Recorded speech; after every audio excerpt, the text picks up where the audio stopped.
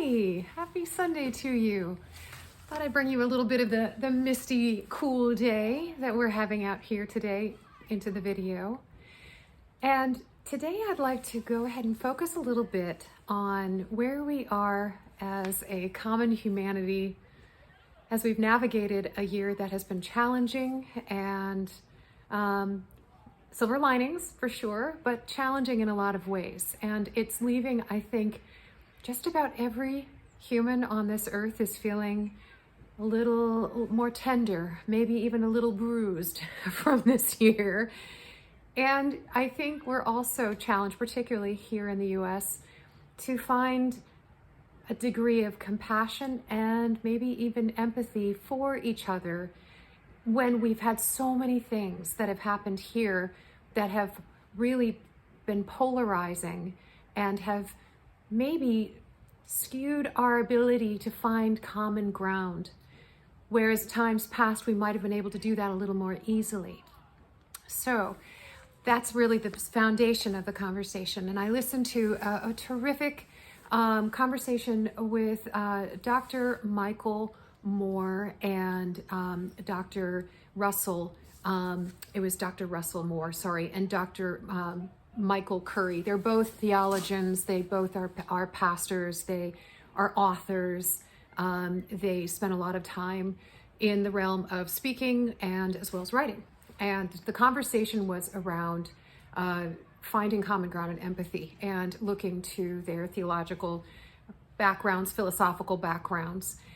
And one of the really, I guess, important things that I heard from them was that I think we need to really reframe what it is to be a good Samaritan and looking at that parable and who is the one that's wounded on the side of the road and who is the good neighbor.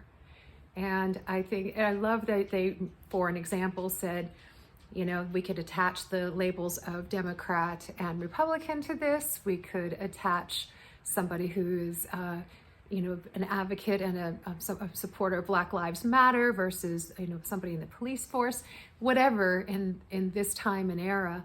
But the idea of it is that this is an age-old idea and an important one of that there is the opportunity to be seen through the lens of needing help and being the one to give help.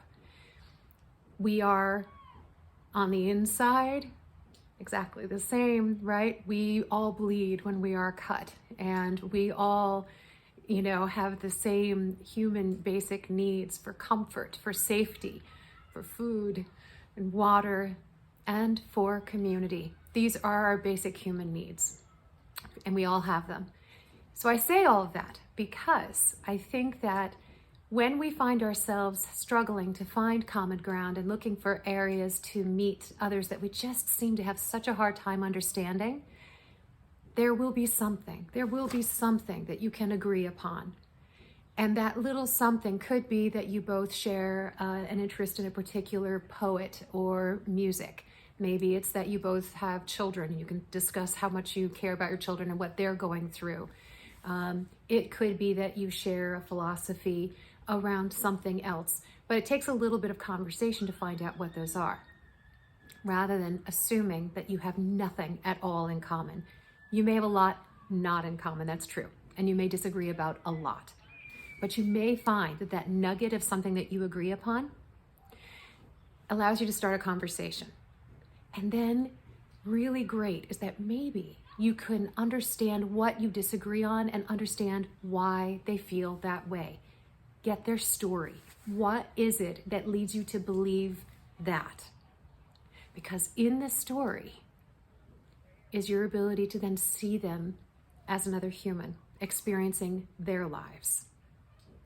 So, just a conversation structure to consider, because I feel like we are now being called to determine whether we will be what are called bridge people, meaning we will help to bridge conversations and different approaches and perspectives, or will be a gate that stops things from moving through.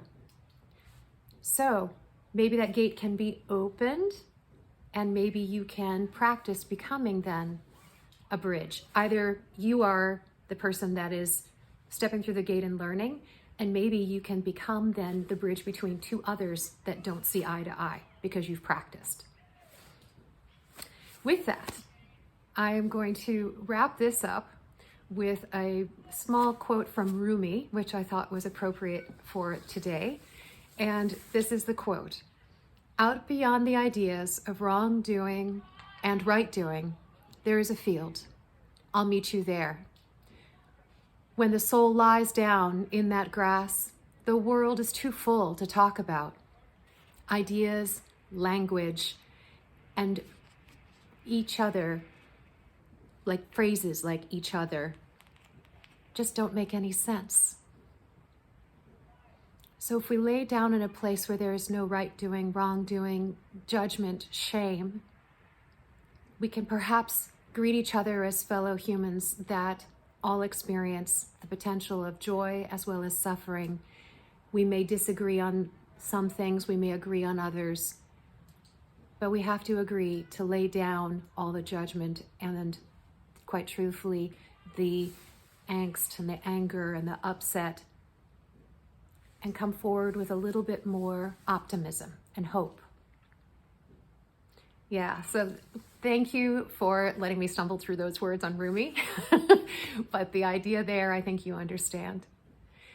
I would love for you to just try that on intermittently when you find yourself challenged, not understanding somebody or a point of view. Seek out a space of agreement and build from there. Seek to understand their perspective and why. With that, I wish you good practicing, and I hope that you have a fantastic week. I'll see you next Sunday.